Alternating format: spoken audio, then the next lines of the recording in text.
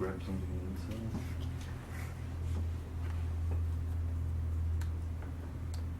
And when you're flaming, as I was talking, this thing is getting stiffer and stiffer. It's got a little bit of energy left in it, and it's just firming up more and more. If I want to stop that process, you just run water down the whole thing.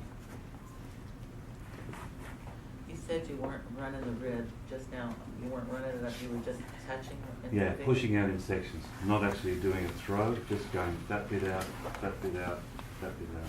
And using the curve to keep a nice curve. If you use your fingers up here, it starts to get a little bit wobbly and easy to control with the rib. But down here you can use your fingers. See, the shape is not quite right.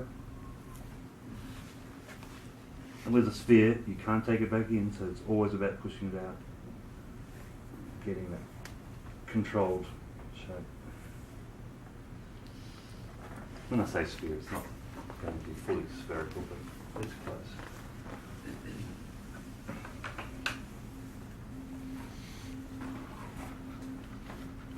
Not quite right.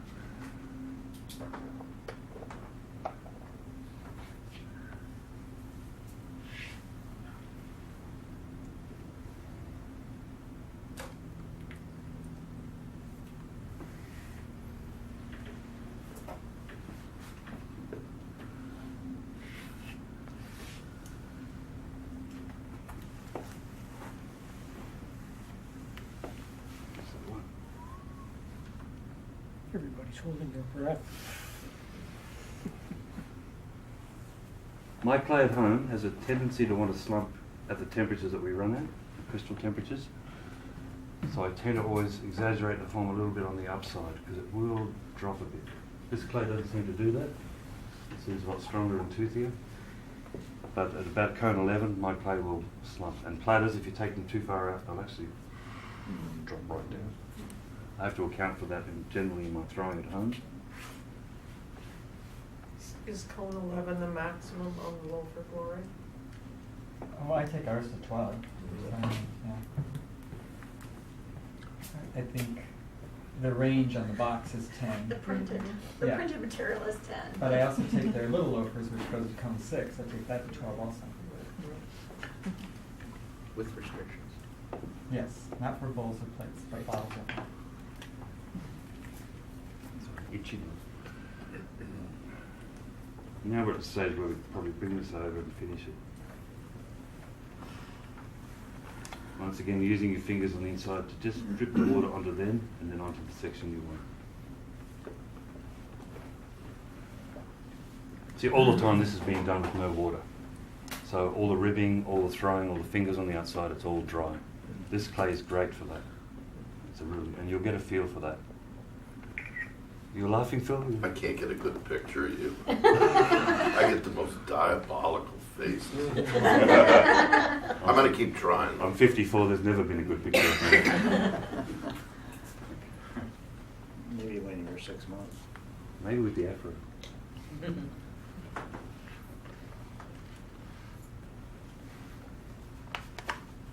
As we come in, that's thickening up and thickening up. So keep compressing.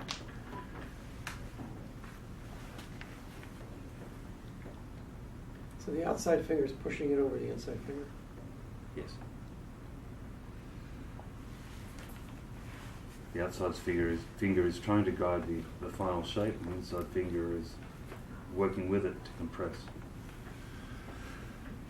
This is the hardest part on a classical round shape, bringing it in and keeping the round. It's easy to make a rim and turn it out and bang, but to keep a nice sphere, to make a no-neck piece work, it has to be beautifully round.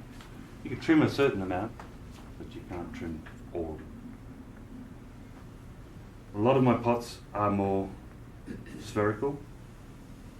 It's mainly because of the shape of the kiln. The kiln's not spherical, but the formation of the kiln, the settings. Settings guide what you can throw. If you have the kilns that Glenn has, it's more up shapes. It's more trying to fit into the shape of the kiln, big round space. But in mine, it's sort of block squares, and I work in a square, then I work in a double square. It's from a production day. Functional ware used to casserole shapes and chip and dips and pie plates, and so I've still got that kiln. It's a 40 cubic foot gas downdraft kiln, and it's manually operated, and it's the only thing I use at this point. They say you can't do crystals in gas, you can. They say you can't do crystals in gas, Bill. Oh, yeah, you can do crystals. You can do crystals in gas, that's right. But Bill doesn't stay up all night doing it. That's right. Yeah. I go without sleep sometimes. You don't sleep down under. Not on firing day. Hey, Bill, I got a good one. I'll send you the money.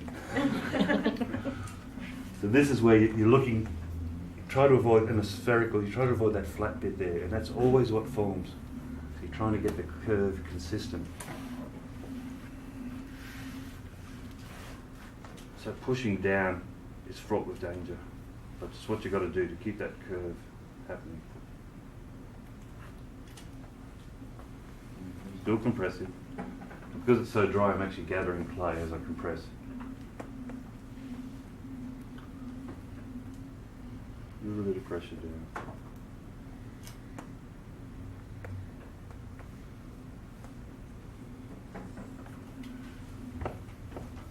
And this is where a throwing stick would be very useful, just to push up. You could flame the whole thing almost to half dry. Just push that corner up. So what I'm trying to do is compensate for that by pushing this down.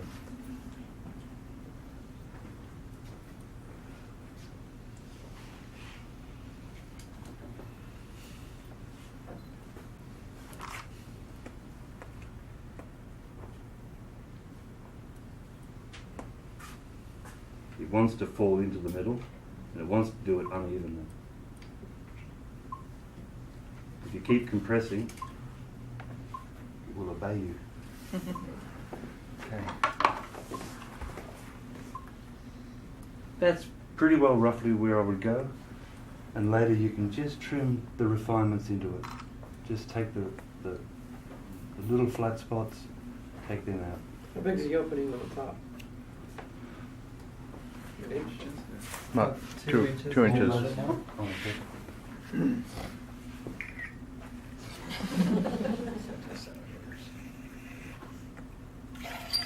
In the back of the little guides that I've brought, there's a chart for temperature.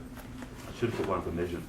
It's mainly there for me, so that I can refer to it Fahrenheit to centigrade, because it gets me every time.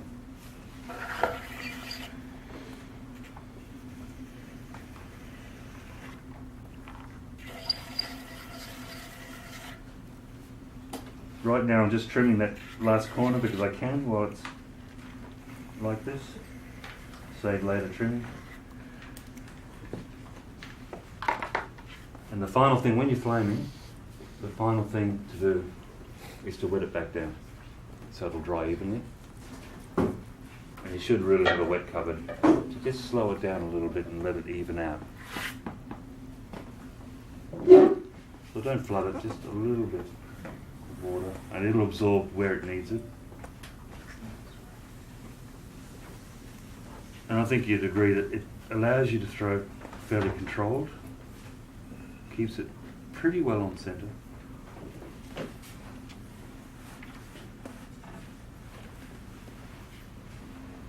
And the final thing I'll do, take the rib, after you've done that, just get a little clean up.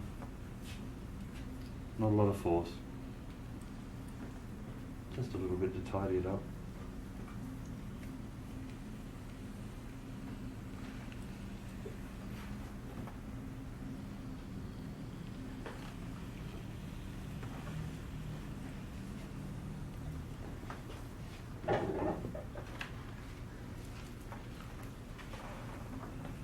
And one last wet down there. You can go down to Tarpon Springs and they've got the sponges. Should have brought my sponges. I bought 3 sponges, those natural sponges down at Tarpon. They're beautiful. Should be using that for here, but no biggie. Just a gentle even out.